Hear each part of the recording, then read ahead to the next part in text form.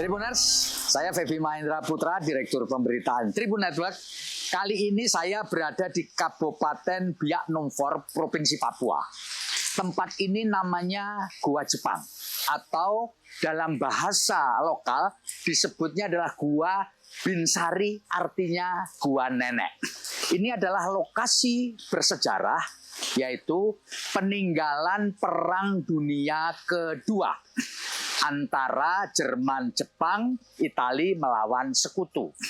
Kenapa ini disebut Gua Jepang? Karena pada tahun 1943, bala tentara Jepang jumlahnya sekira 10.000 orang mendarat di Pulau Biak. Lalu kemudian menempati Gua Binsari ini. Nah, Gua Binsari ini sebenarnya adalah gua alami. Gua yang terbentuk karena alam dan di dalamnya ada mata air. Dan kemudian ya 3.000 orang menempati gua ini sebagai tempat perlindungan sekaligus sebagai penyimpanan logistik. Pada tahun 1944, bala tentara sekutu, dalam konteks ini adalah tentara Amerika, yang dipimpin oleh Jenderal Douglas MacArthur, mengetahui adanya Gua Jepang ini dipakai sebagai tempat penyimpanan logistik dan pertahanan, maka dilakukanlah bombardemen. Gua ini dibombardemen sehingga sekira 3.000 orang tewas akibat bombardemen itu.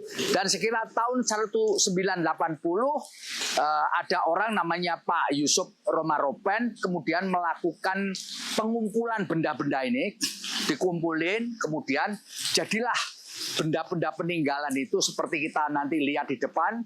Seluruh ada bayonet, ada botol, ada perlengkapan makan komplit, termasuk senjata dan munisi ditemukan di sini.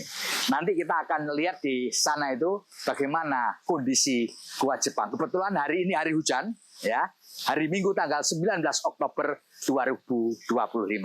Yuk kita nonton dalam Gua Jepang.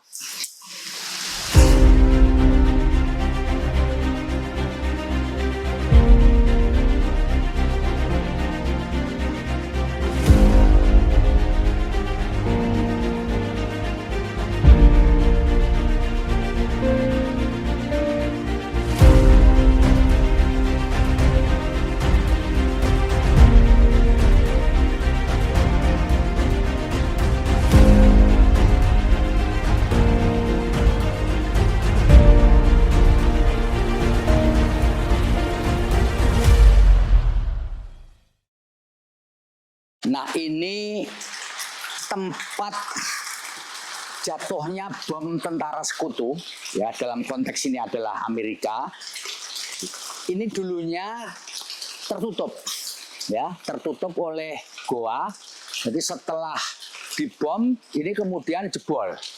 Ya, jadi jebol, kita bisa lihat di sini, sehingga masuknya bom ini dari tempat ini. Seperti layaknya goa alami, tentu sebelum dibom tidak ada cahaya yang masuk seperti ini karena dia goa alami, sehingga kemudian sekarang akibat pengeboman ini cahaya bisa masuk. Dan disinilah tempat tentara Jepang berlindung, ya, dan menyimpan logistik. Di sono tadi gelap, nah makanya ini dipenuhi akar-akar tanaman karena memang ini gua alami. Ya, pengeboman dilakukan di tahun 1944 atau 1 tahun sebelum Perang Dunia Kedua berakhir dengan dijatuhkannya bom atom di Hiroshima dan Nagasaki di Jepang, sehingga kemudian Jepang menyerahkan diri.